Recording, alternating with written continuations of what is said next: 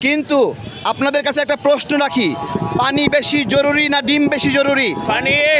Just আপনারা বলবেন পানি বেশি জরুরি না ডিম বেশি জরুরি? তাহলে পানির মতো অতীব জরুরি যে আমাদের একটা জীবন রক্ষার একটা উপাদান পানি, সেই পানিতে 7 টাকা 8 টাকা হলো পাইকারি মূল্য, সেটা 20 টাকা করে এমআরপি দিয়ে বিক্রি করে। আমরা এটা কোনোভাবেই মেনে নিতে পারি না।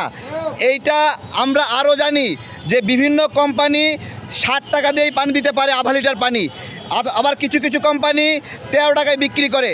আমার কথা, আপনি কি অতিরিক্ত ম্যাটেরিয়ালের ভেতরে দিচ্ছেন? আমার তো কোনো ম্যাটেরিয়াল প্রয়োজন নাই, আমার ফ্রেশ বিশুদ্ধ পানি দরকার, আপনি আমাকে সেটা দিবেন। দাম কেন ভিন্ন রকম হবে? পানির খুচরা এবং পাইকারি মূল্য অভিন্ন হতে হবে, এটা হলো আমাদের একটা কথা। এবং আমরা আরেকটা বিষয় খেয়াল করতে চাই, সেটি হলো বিভিন্ন কোম্পানিতে পেপসি, কোক এসব কোম্পানির ফ্রিজ দেওয়া আছে, এইখানে কোনো দেশীয় পণ্য বিক্রি করতে পারবে না বলে তারা চুক্তিবদ্ধ হয়। এই ধরনের দেশীয় পণ্যের বিরুদ্ধে কোনো চুক্তি কোনো কোম্পানি করতে পারবে না। দেশীয় পণ্যের বিরুদ্ধে এই ষড়যন্ত্র আমরা রুখে দেব। আমরা ভোক্তা অধিকারকে কয়েকটি বিষয় অবগত করতে এসেছি।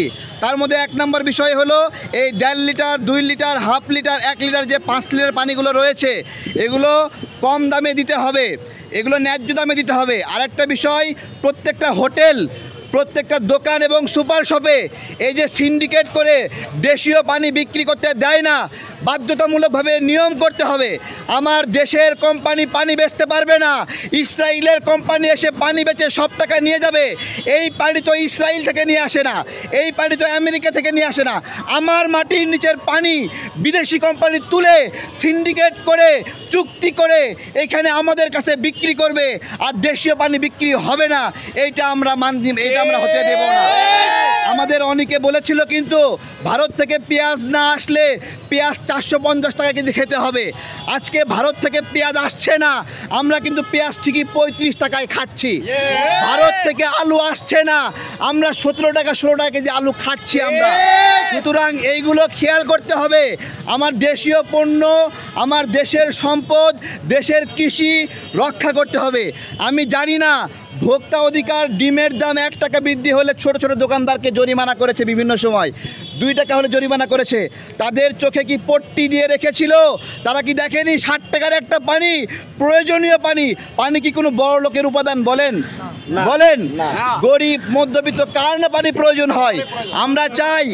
আমরা চাই 3 রমজানের মধ্যে এই পানি বিষয়ে একটা সমাধান হবে। আমরা 3য় রমজানে আবার এখানে এসে ভোক্তা অধিকারের সামনে দাঁড়াবো, তাদের কাছ থেকে আপডেট নেব এই 3 দিনের মধ্যে তারা কি ব্যবস্থা নিল।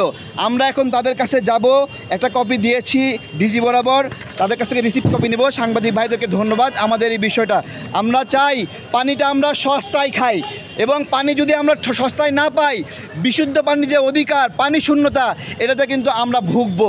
এটা সবাইকে খেয়াল রাখতে হবে। ধন্যবাদ সবাইকে। আসসালামু আলাইকুম। জি দেখেন, আমার কথা হলো ভোক্তা অধিকার এমন একটা প্রতিষ্ঠান কোনোদিন সফল হয় না, কিন্তু প্রতিদিন মানুষ বাহাবা দেয়। এটা এমন একটা প্রতিষ্ঠান, সব সময় ফেসবুক কমেন্টে দেখবেন যে আপনাদের মতো অফিসার দরকার, আপনারা এগিয়ে যান, মাশাআল্লাহ, মারহাবা, এগুলো আমরা প্রতিদিন শুনি, কিন্তু তারা কোনোদিনই সফল হয় না। বাংলাদেশের অদ্ভুত একটা প্রতিষ্ঠান, যারা সফল না হওয়া সত্ত্বেও বাহাবা পায়, এই আর কি। হ্যাঁ, আমি আপনাদেরকে বলছি, দেখেন 70 টাকা আলু, এটা নিয়ন্ত্রণ না করা যেরকম ব্যর্থতা, তেমনি কৃষক 10 টাকা কেজি আলু বিক্রি করবে, এইটাও একটা ব্যর্থতা। দুইটাই কিন্তু ব্যর্থতা। ন্যায্য মূল্য না পাওয়াও ব্যর্থতা, আবার ন্যায্য মূল্যে ভোক্তারা কিনতে পারবে না, এটাও ব্যর্থতা। কোনোটাই ভালো সফলতা আমরা এখন পর্যন্ত দেখতে পারি নাই।